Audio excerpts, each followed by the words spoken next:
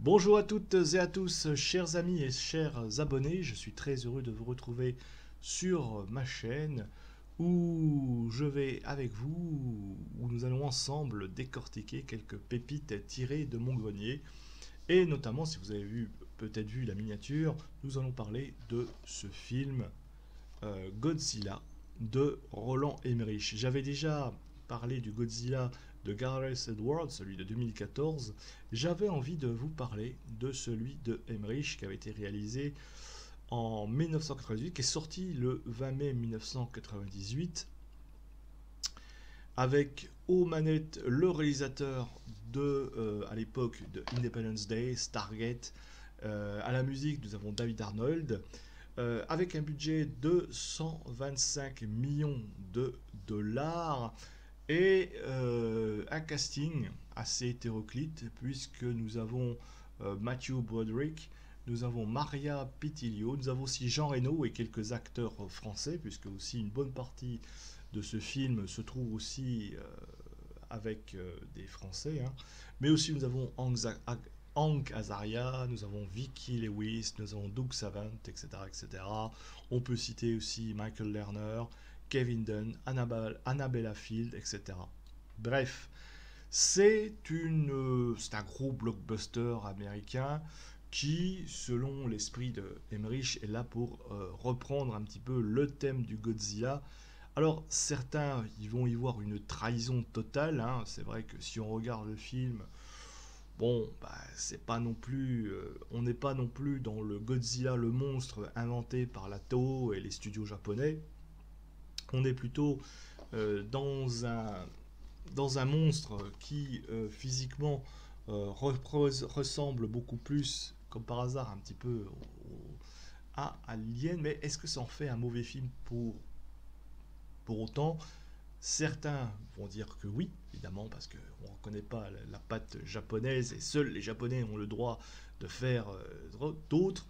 Mais on peut y voir quand même un film de monstre, tout simplement, ou simplement, tout simplement, un excellent divertissement. Alors l'histoire, je vous la passe un petit peu vite fait, hein. On est euh, bon, voilà, une tempête effroyable, hein, qui se déchaîne sur le Pacifique, va engloutir un pétrolier, mystérieusement englouti par quelque chose qui se déchaîne dans la mer comme ça qui arrive, et puis on retrouve des empreintes quelque part, des empreintes géantes dans une île sur une plage du Panama, et on a comme ça des autorités scientifiques qui vont les chercher, un espèce de chercheur scientifique, Nick Tatopoulos, voilà, qui était en train de effectuer des recherches sur des vers radioactifs, on va dire, à Tchernobyl, pour venir résoudre ce mystère et savoir quel est ce monstre qui arrive, qui se dirige vers les États-Unis, qu'on apprend aussi, hein, qui est né des expériences français, enfin des essais nucléaires au Pacifique. Il faut savoir, voilà, qu'on est dans le contexte 1995-96, les Français qui reprennent les essais nucléaires. Il faut savoir aussi que c'est quelque chose qui avait un petit peu bouleversé le monde entier. On se rappelle toujours, les plus jeunes ne se rappellent plus, mais ceux qui étaient là dans les années 90 savent quel point ça a scandalisé le monde entier. Et d'ailleurs, il y a tout en intro du film, il y a toute une explication sur voilà, sur les essais nucléaires, etc. On montre un petit peu ça en vidéo, comme ça, avec des extraits vidéo, comment ça explose, etc. Et donc, comment ça a dû influencer. C'est pour ça que ça a dû irradier tout le Pacifique, tout l'atoll du Pacifique. C'est pour ça qu'avec les lézards, les iguanes qui montrent, qui se seront percutés. Et donc, voilà. C'est pour ça qu'on trouve des Français dans le film qui veulent essayer de se racheter en tuant Godzilla. Alors, l'histoire est toute simple, mais efficace quand même. Je pourrais pas dire que c'est, bien sûr, si vous voulez voir du vrai véritable Godzilla, c'est un petit peu une trahison totale du truc. D'ailleurs, Roland Emmerich, hein, il l'a dit. D'ailleurs, les créatures sont de Patrick Tatopoulos, euh, mais il l'a dit, Et il a dit il n'aimait pas il n'aimait pas le design original de la Toho, des studios Toho, et ils ont dit il a dit qu'il avait même aucun sens pour lui. Donc, parce que Tatopoulos avait quand même essayé de ressembler un petit peu le Godzilla à ce qu'il voulait. Et il a dit non, on fait quelque chose d'original, etc. Bref, on analyse ça comme on a envie. Bref, faut dire aussi que le film qui cartonnait à l'époque, enfin, alors, voilà, qui avait vraiment le vent en poupe, c'était le Jurassic Park, le monde perdu, et puis le premier comme le deuxième, je crois qu'il était sorti aussi, hein, le monde perdu. Et puis on va voir aussi un petit côté alien aussi dans le film, mais lui il voulait quelque chose qui ressemblait beaucoup plus. Alors bien sûr, hein, on le voit tout de suite, hein, il a été influencé par justement Jurassic Park. Mais et il fait quelque part une créature de 120 mètres de haut, ou 100, je crois 108 mètres de haut, etc. Pour, euh, pour accueillir. Alors c'est aussi pourquoi ce film. Alors est-ce que ça a été un échec, on veut dire. C'est vrai que pour certains, le design du monstre fait qu'on peut être complètement déconcerté. Celui qui veut chercher, qui est un puriste de ce film, eh bien, va complètement être déconcerté, voir ça comme une trahison. Est-ce que ça en fait un mauvais film pour autant? J'ai envie de dire non. Roland Emmerich, on aime ou on déteste, ça je comprends, mais en tout cas, il fait des films, ce que j'ai envie de dire, des films de divertissement. Et c'est son but. Et c'est vrai que si on prend ce film comme un pur film de divertissement, ça passe. Je veux dire, il y a beaucoup de références, d'ailleurs, des références à King Kong. On fait des références un petit peu aussi à des films des années 30, des films des années 40 que Hollywood produisait en masse. Eh bien, Emmerich, c'est tout à fait ça. C'est pas un film où on va réfléchir. Il n'y a pas de message, outre le fait que peut-être, voilà, par la présence des Français, après ils nous expliquent qu'ils veulent se racheter de leurs bêtises, entre guillemets, etc. Et les aider. Bon, ça passe très vite, ça évacue. Bon, il y a des petits clichés entre les Français et les Américains, pas forcément trop méchants, mais un petit peu inhérents. Bon, ça, on peut passer outre. C'est un film, si on sait le regarder comme pour ce que c'est, ça peut être un film de divertissement rapide. Mais il y a des scénarios qui sont, il y a des scènes, j'ai envie de dire, euh, qui sont un petit peu iconiques quand même, très bien faites quoi. Je veux dire, déjà les créatures qui est réalisé par Tatopoulos, Patrick Tatopoulos. D'ailleurs, est-ce que le héros du film, qui s'appelle aussi Tatopoulos, n'est pas aussi un petit clin d'œil assez amusant dans ce film? Ça, c'est à voir.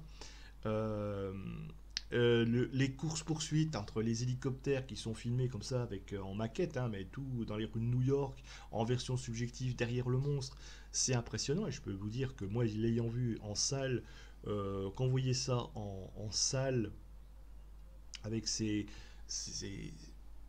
comme on a envie, en vue subjective comme ça, derrière le monstre, ça fait son petit effet. C'est un film qu'il fallait voir sur grand écran, bien sûr, où là, ça prend toute sa dimension. Mais voilà, les séquences sous-marines, sous l'eau, l'aspect aussi dans le métro de New York avec tous les œufs comme ça, dans une scène, des scènes de découverte qui est pas sans rappeler Alien. Voilà, le nid du monstre, il se retrouve avec tous ses œufs comme ça, accomplis, puis la façon qu'on disait close, la poursuite qu'il y a au cœur du Madison Square Garden, avec dans le métro, tout ça, avec des voilà poursuivis avec les éclairages un petit peu tout ça, ça donne un aspect, c'est pas mal non plus. Bon, après bien sûr il y a la fameuse poursuite avec le métro, avec le taxi, beaucoup plus classique, mais qui n'est pas sans rappeler non plus la poursuite avec Jurassic Park. Bref, ce film s'inscrit dans ces films de monstres, on va dire, très américains, très très hollywoodiens, et c'est pas si désagréable à regarder. Bien sûr, n'y cherchez pas un message, n'y cherchez pas un quelconque. Voyez ce film comme un pur divertissement. Et pour moi, j'ai envie de dire, ça fonctionne toujours. Bien sûr, si vous êtes un puriste de Godzilla, ou Gojira comme on dit en japonais, si vous voulez voir, c'est absolument éloigné de l'œuvre d'Alato. voilà, donc ça peut décevoir beaucoup. Bien sûr, préférer Godzilla versus X con ou j'en sais rien là, qui sont sortis, qui représentent, enfin bref, Minus One, etc. Ça n'a rien à voir tout ça. Et j'ai envie de dire, même le Godzilla de Gareth Edwards, qui pourtant, j'en avais parlé, était le plus fidèle euh, au studio japonais, n'a pas tellement été de leur goût à l'époque en 2014. Donc voilà. Donc prenez ce film comme un pur film de divertissement si vous aimez les films de monstres, si vous aimez voir ceci, si vous avez envie de voir un petit peu euh, des films, qu'est-ce qu'on peut y voir dans ce film un petit peu l'action de l'homme face à la nature, face aux conséquences écologiques de la nature. C'est un peu ça ce que représente un petit peu ça. C'est pour ça qu'il y a cette longue exposition en introduction sur les essais nucléaires français, sur les ravages. On sait très bien un petit peu que Emmerich est quelqu'un qui est un peu qui est très très marqué un petit peu par tous les problèmes écologiques, etc. Donc c'est voilà, il y a ça aussi. Comment on, on est équipé face à des menaces comme ça qui nous dépassent, comment on réagir aussi, etc., etc. Soit on réagit par la force, la violence, ou est-ce qu'on va réagir par la ruse, etc. Bref, on peut réfléchir un petit peu là-dessus. Si, mais j'ai envie de dire, ce film fait du bien quand on a envie de se détendre. Eh bien, c'est toujours efficace. Et je vous dis, les scènes, bah, pour moi, sont toujours. Alors, même si elles sont un petit peu what the fuck, on se dit un petit peu qu'est-ce que ça fait là, un peu. Bon, là, le gros tas de poissons, par exemple, avec le truc qui va les bouffer comme si c'était un petit chien. Bon, voilà, j'ai envie de dire, mais ça passe. Je veux dire, c'est vraiment du grand spectacle. Et ça reste quand même très spectaculaire et c'est assez bien fait, j'ai envie de dire, au point de vue des éclairages, au point de vue de la photographie. C'est peut-être pas du grand cinéma d'auteur artistique, etc. Mais c'est un cinéma de science-fiction, c'est un cinéma d'action, c'est un cinéma comme ça qui fait le taf. Et peut-être, j'ai envie de dire, l'un des meilleurs films de Roland Emmerich dans ce genre-là, avec Independence Day, avec Stargate, je veux dire le cinéma d'Emmerich qui s'inscrit dans les années 90. On est en 98, on est film pré-11 septembre, hein, c'est pour ça. On se lâche, et puis on essaye de voir quelque chose comme ça, qui est, qui est assez marrant à regarder. J'ai pas envie de dire que c'est pas voilà, faut voir, faut prendre ce film euh, qui est un petit peu beaucoup de références, hein, en référence bien sûr à pas sûr Godzilla par le nom, mais aussi à King Kong, à Jurassic Park, qui s'inscrit totalement dans la veine de ces films. Je crois que le Monde Perdu était en train de sortir en même temps, je crois même qu'il était sorti un an auparavant. Alien aussi, c'est un petit peu référence à Alien, de la découverte avec les œufs, toutes les courses-poursuites dans les couloirs du métro. Il y a beaucoup de choses comme ça qui même encore aujourd'hui, vous font kiffer. Le film, alors est-ce que le film est présent sur une plateforme? Je regarde, non, il est présent sur YouTube en VOD, hein, vous pouvez l'acheter sur Filmo TV, vous pouvez l'acheter sur Apple, Rakuten aussi, Prime Video. Il n'est pas forcément présent dans une plateforme, mais vous pouvez le trouver en DVD comme moi je l'ai. Ça, c'est le DVD d'époque. Et je crois qu'il y a une sortie en Blu-ray, etc. Voilà, j'ai envie de dire, même si vous êtes un puriste de Godzilla version japonaise, etc., c'est quand même, ça reste un bon petit divertissement efficace. Voilà. Comme seul Roland Emmerich savait les faire à l'époque en 98, hein, après son Independence Day ou son Stargate. C'est pas non plus du grand cinéma d'auteur, etc.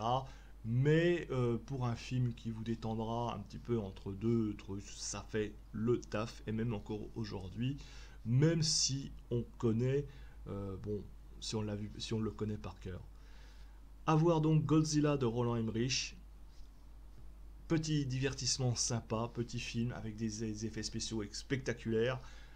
À voir sur grand écran aussi, parce que c'est là où ça prend tout son sens. En VO, hein, pour avoir aussi petites subtilités avec les acteurs français, ou quand ça passe en français avec Jean Reno aussi dans le film. Et voilà, voilà, si vous voulez un bon petit film de monstre, on va dire, eh bien, Godzilla de Roland Emmerich fait toujours le taf. Sur ce, mes amis, n'hésitez pas à me dire en commentaire si vous aimez ce film, si vous l'adorez, malgré un petit peu le spé, bon, qui correspond pas tellement au studio japonais, etc., etc. Moi, j'aime beaucoup ce film. Après, vous avez le droit de détester, vous avez le droit de l'aimer aussi. Dites-le moi, on en débat. Et moi, je vous dis au revoir et à bientôt pour une prochaine vidéo.